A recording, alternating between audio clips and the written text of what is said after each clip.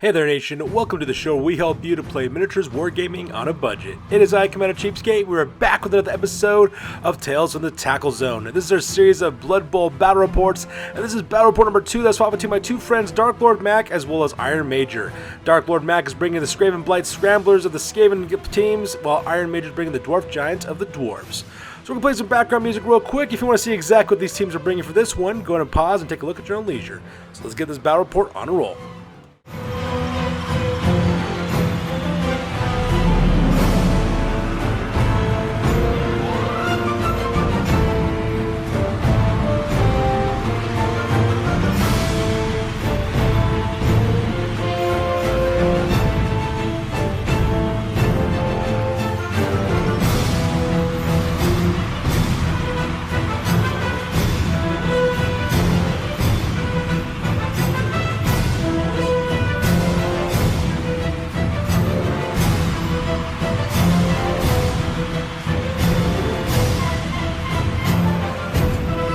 Alright, so that takes directly to the Blood Bowl rules. Here's an overhead shot of the entirety of the battlefield. As you can see, my friends are playing on a 4x4 table in the middle of Blood Bowl Stadium, and they are playing on the Dwarves' home field advantage on this one.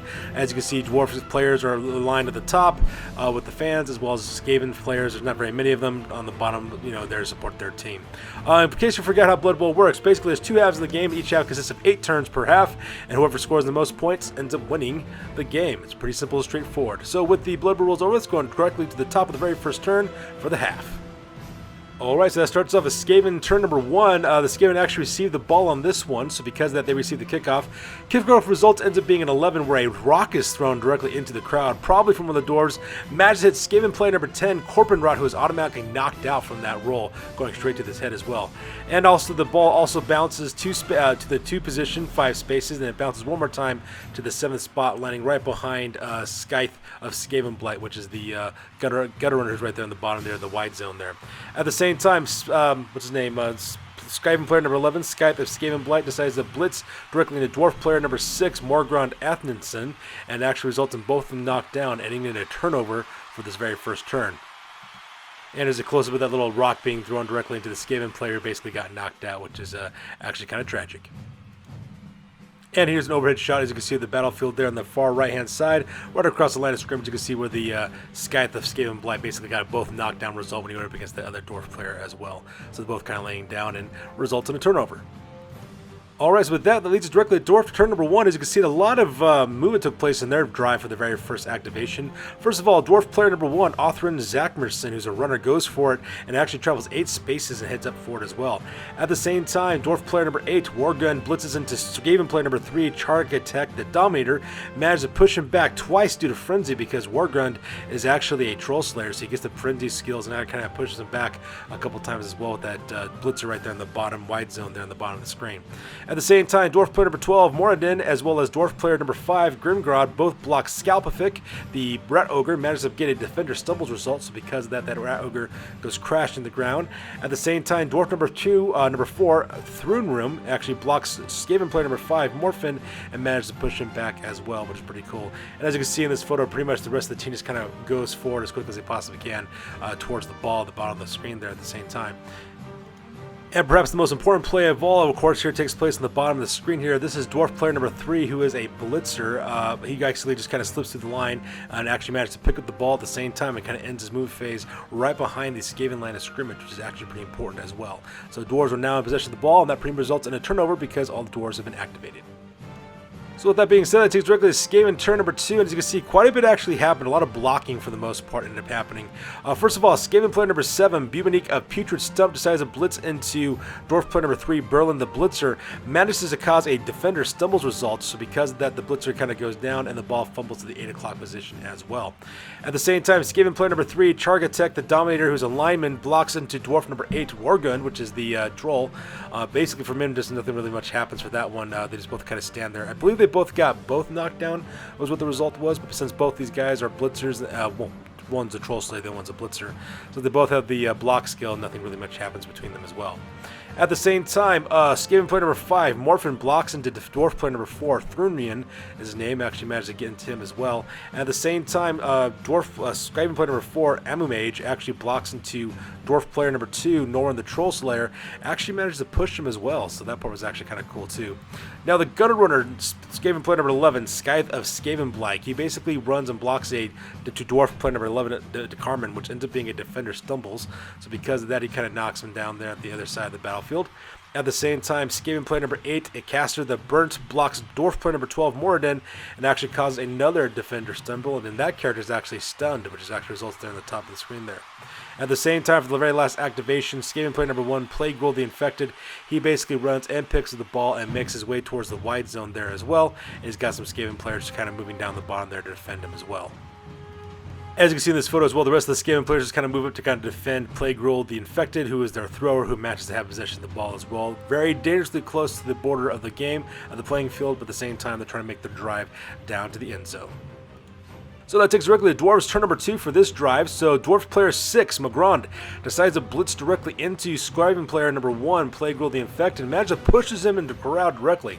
So because that Plague Roll goes directly in the crowd, he automatically suffers injury and he is knocked out, which caused the ball to be thrown right back in, right into the back there, as you see, just kind of left of Magrand as well. So because that right next to left of him, so just kind of lands up in that position there. At the same time, Dwarf player number 8, Rorgrund, the Troll Slayer, decides to block Skaven player number 8 and cast the burn, manages to push him twice and also knocks him into the ball at the same time, which causes the ball to bounce to the 8 o'clock position as well. And then for the final play, Dwarf player number 1, which is Othgrin, he tries to move to try to intercept the ball and try to pick it up, but unfortunately goes into the tackle zone of Magrand, into it casts the Burnt. He actually gets knocked over, and because of that, kind of results in a turnover for the Dwarves for their drive on turn number 2. So here's a close-up of the ball. As you can see, they're just kind of sitting right there in the middle of the battlefield, right behind the Skaven Blitzer, and it's just kind of right there waiting for somebody to try to run up and grab it. Alright, which takes us directly to Skaven turn number 3, and the first activation is Skaven player number 3, Chargatech the Dominator, who is basically a lineman. He tries to do a blitz directly into Dwarf player number 8, Wargun the Dwarf Troll Slayer, and he does smash into him, which is great, but unfortunately for them, though, they both suffer both knockdown results. Because of that, they both just go to fly to the ground, and they're both kind of out at the same time, and once again, it causes a turnover for the Skaven players. Which takes us directly to Dwarf turn number 3, and quite a bit actually happens in this one. Dwarf player number 1, Othgrim, picks up the ball and he goes for it twice, kind of going all the way across the left-hand side, heading almost towards the Skaven end zone. At the same time, Dwarf player number 2, Norrin, the Troll Slayer, blitzes directly into Skaven player number 7, Bibonique of Putrid Swamp, and actually manages to push him twice. The reason why he does that is because he goes with the Frenzy. He kind of puts him right in the middle of the playing field, up there at the top of the screen. At the same time, Dwarf player number 6, Morgrund, blocks Skaven player number 6, Faderic the Sneak. However, they both end up a result with an attacker down, and because of that, the actual hit as Morgrund hits the ground actually penetrates his armor. He gets a knockout result as well, so because of that, he goes directly into the knockout box, which also causes a changeover for this turn. But brings us directly to Skaven turn number 4, and as you can see there, Othgrim is actually really close to the end zone, but then my buddy Dark Lord Mac decides to activate Chargatech the Dominator. That guy actually blitzes directly into Othgrim as well, manages to cause a Defender Stumbles result, and the ball fumbles to the 8 o'clock position right behind Chargatech the Dominator as well, so because that prevents the Dwarf Giants from actually securing their touchdown that one. And as a result of that, Skaven player number 7, Bibonique of Putrid Stump, attempts to grab the ball as well, as you can see there's in the bottom of the screen, but unfortunately for him, though, he just kind of fails it, and so because of that, scatters the 8 o'clock position once again, and pretty much causes a turnover for Skaven turn number 4. Which takes over to Dwarf turn 4, so Dwarf player number 3, Berlin, decides to block Skaven player number 6, Faderic the Sneak, manages to push in her push result. At the same time, Dwarf player number 1, Othrin, gets back on his feet and blocks Skaven player number 3, Chargatech the Dominator, manages to push him directly into the crowd, and so because of that, he gets knocked out as well, also earning a star point for Othgrin at the same time, which is actually kind of cool. So because of that, Chargatech the Dominator goes directly into the knockout box. Dwarf player number 7, Tharbor, goes for it and blitzes into Skaven player number 6, Faderic the Sneak, managed to push him into the crowd as well, and also resulted in another knockout result, earning Tharbor a star player point at the same time. After that, Dwarf player number 8, Worgen, blocks Skaven player number 7, Bibonique of Putrid Stump, and actually ends up being a push. And for the very last activation, Dwarf player number 4, Thrunloon, blocks Skaven player number 5, Morphin, but unfortunately the result in an attacker knockdown result, and so because of that, they kind of end the drive for turn number 4 for the Dwarves. Alright, so that takes us directly to Skaven turn number 5.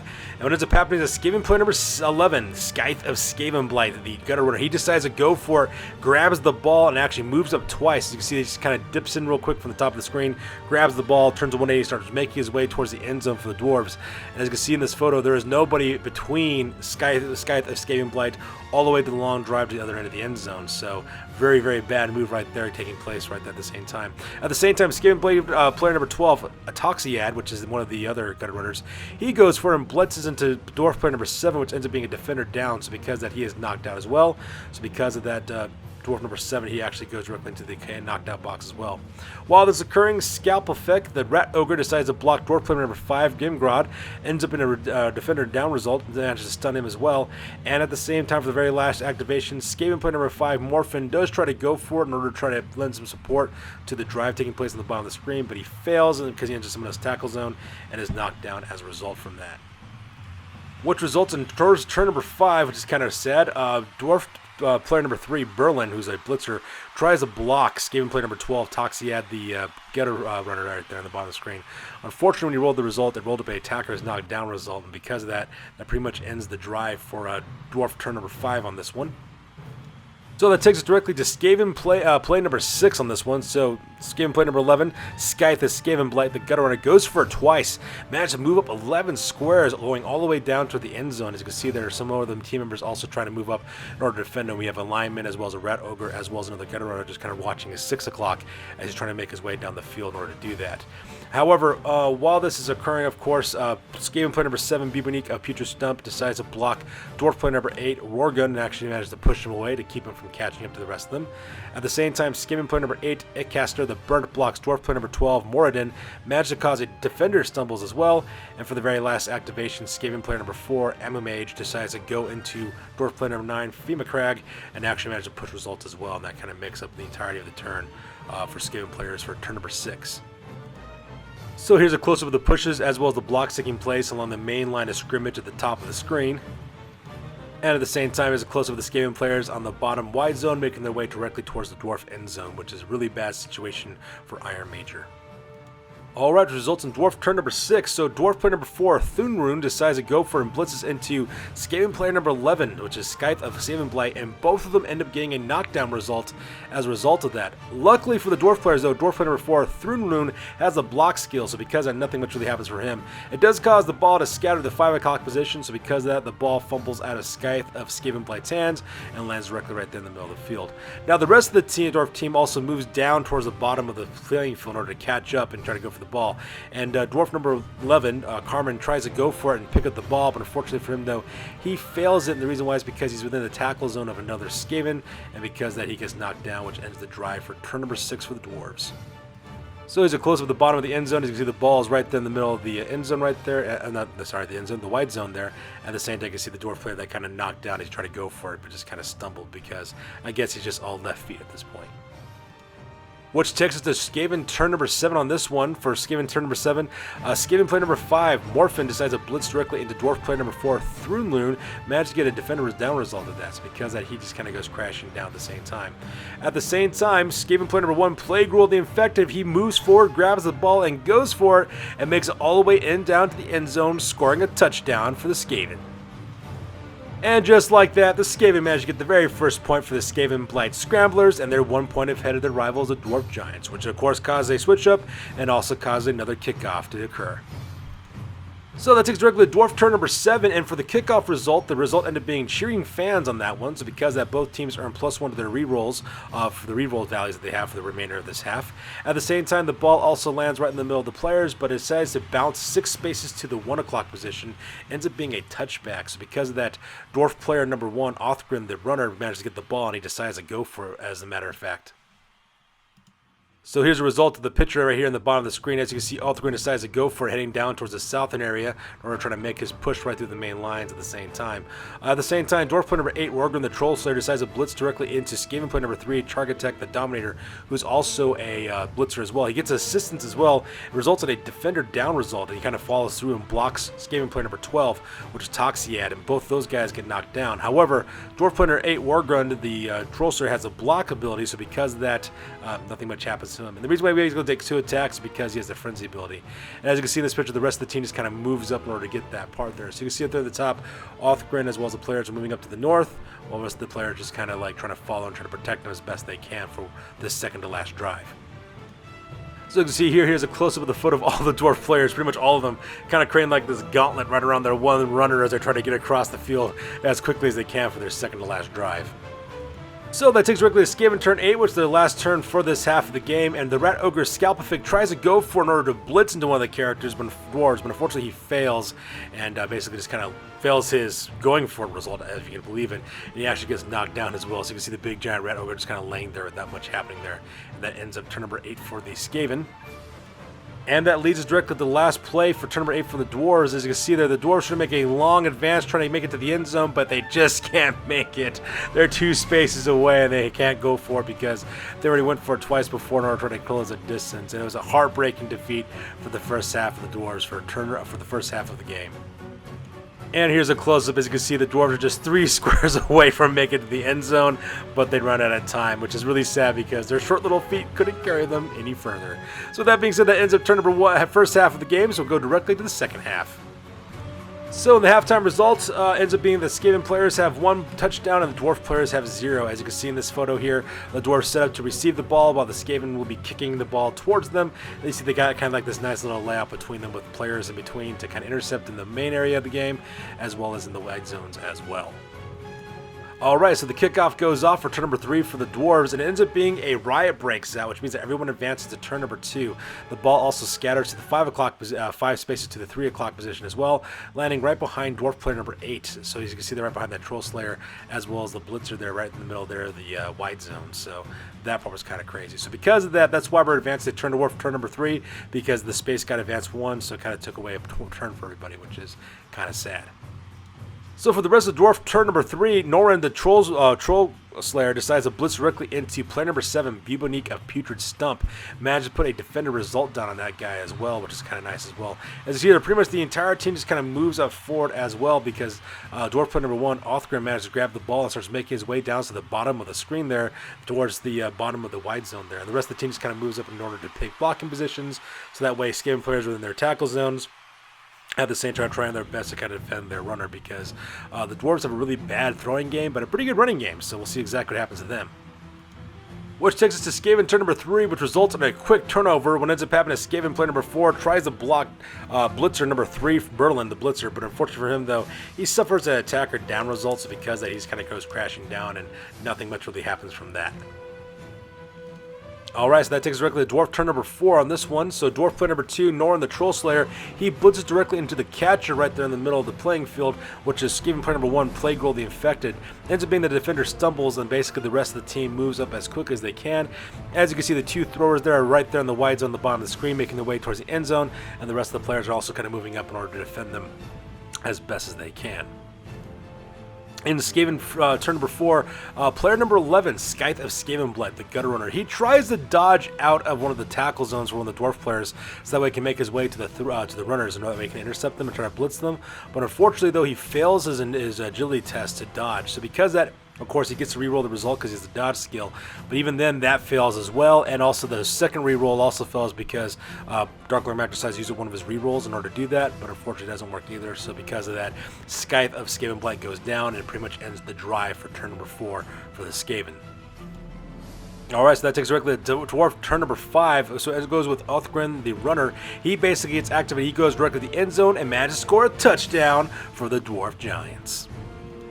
And that results in a touchdown, the very first touchdown for the Dwarf Giants. So right now the game is tied up even, 1-1 between the Skavenblight Scramblers as well as the Dwarf Giants. So with that drive over with, we go directly to the kickoff with the Skavenblight Scramblers receiving the ball in this turn. So we go with the kickoff again to Skavenblight turn number 7, and once again the ball result ends up being a riot once again, if you can believe it. So you can see here both teams are set up for the ball. And once again, the game also riots again, so because of that, the entire turn advance gets lit up to no additional turn, so because that ends up being turn number 7 for the Skavenblight Scramblers. You can see the ball just kind of lands right in kind of front of Plague Roll the Infected, who's actually the catcher for this team. So it is kind of fortuitous for it to land right there, but at the same time, though, you know, they also lose an additional turn to make up any lost points. So for the rest of turn number 7, Plague Rule, the affected does try to move up to grab the ball, but unfortunately for him, though, he fails. And because of that, it scatters to the 2 o'clock position, so the ball moves over to the 2 o'clock position, just one space, and that pretty much ends the drive for turn number 7 for the Skavenblight Scramblers. Which takes directly into turn number 7 for the Dwarf Giants. So Dwarf number 3, Berlin the Blitzer, decides to blitz directly into Skaven player number 7, Bubonic of Pitchard Stump. Manages to hit that guy. Both of them get a knockdown result, but, however, Berlin the Blitzer is a blitzer, so he has a block skill, so because of that, nothing happens for him. He does cause a break armor and does manage to stuns player number 7 as well, so because of that, Bubonic of Pitchard Stump just kind of smashes down face first and just kind of lands there as well. At the same time, Dwarf player number 2, Norn the Troll Slayer, he does try to go out of the wide zone directly into the ball to try to grab it, but unfortunately for him, though, he just fails his initiative test, his agility test, because of the ball scatters to the 5 o'clock position and also ends the drive for Dwarf player number 7. And as you can see, the ball just kind of lands right there, right in front of the Troll Slayer, as well as the catcher for the Skavenblight Scramblers. Alright, so this pretty much picks up turn number 8 for the Skaven as well as for the Dwarves. For Skaven, turn number 8, Skaven player number 4, MMH, tries to blitz directly into Dwarf player number 2, Norn the Troll Slayer, ends up being an attacker down result, and in the end, the Dwarves decide to take a knee on this one because they're not afraid of not being able to have enough time to get the ball, and that pretty much ends the game. So there you have it, ladies and gentlemen. Ends up being the end of the game with a draw with 1 point for the Skavenblight Scramblers, as well as 1 touchdown for the Dwarf Giants. So with the game over, we go directly to the post game and talk about exactly what happened to both the teams, because this game is now officially over. Alright, so in the end, let's go talk about the Skavenblight Scramblers first of all. In the end, Scythe of Skavenblight, the Gutter Runner, managed to get a star point, player point. Same thing with Federic the Sneak, as well as Scalpapific, the Rat Ogre as well. In the end, the Gutter Runner Toxiad was actually the one that was randomly picked for the MVP. Managed to earn 5 star player points as well. Unfortunate for him, though, unfortunate for Dark Lord Mac, none of his players advanced, so nothing much really takes place there as well. And unfortunate for him, though, he only won 10,000 gold pieces, actually, when it was all done by rolling up his fan factor as well as his fame and his D6 roll. Only managed to get 10,000 gold pieces on this one. He did manage to get 1 touchdown as well as 1 league point for drawing it up, but for the most part, though, that's about it. He decides to keep his 10,000 gold pieces inside of his treasury, so his new total right now is still at 1 million gold pieces for his team value. And with that, we go directly to the Dwarf Giants for Iron Major. Othgrin Zakmirson, which is runner at player number 1, he actually managed to get 2 star points on this one from getting actually making a touchdown as well as making a block that injured somebody in a knockout. At the same time, Dwarf player number 7, Thorbor Olaxson, was also another runner, earns 1 point, 1 star player point as well. And same thing with Norin Zakronsson, which is one of the Dwarf player number 2, who's a Troll Slayer. He managed to earn 5 star player points for being the MVP for this game as well. Unfortunately, it's not enough for him to advance, so at the same time, though, he might be able to do it for his next game. At the same time, Malgrand Athenson, which is player number 6, also earns a star player point as well for resulting in a knockout for one of the Skaven players as well. In the end, the Dwarf Giants managed to raise 40,000 gold pieces for Iron Major's team, but he decides to hold on to it, doesn't decide to spend it at all. He earned 1 touchdown as well as 1 league point because he tied it up. And his team value is still at 1 million gold pieces. So that's going to run it up for this one, you guys. As always, please feel free to like, comment, and or subscribe. You guys' input is valuable to us as always. Also check us out on Facebook, Instagram, as well as blogger.com for all the latest, greatest hobby news relating to this channel. That's going to do it for this one, you guys. We'll catch you guys in the next one. Peace out and stay classy.